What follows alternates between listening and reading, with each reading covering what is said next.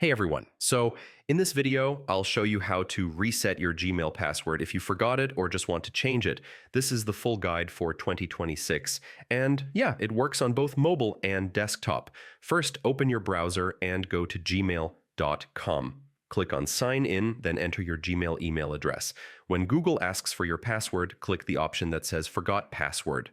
This will start the recovery process. Now Google will try to confirm it's really you. You might be asked to approve a sign-in on your phone or enter a verification code.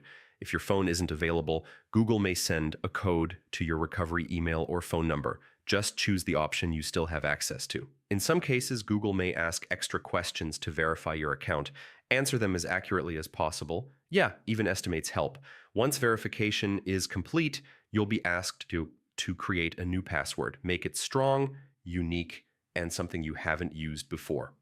After saving the new password, you'll be logged back into your Gmail account. Your old password will no longer work. After resetting your password, update your recovery phone and email. Also to turn on two-step verification to keep your account secure. And yeah, that's how to reset your Gmail password in 2026.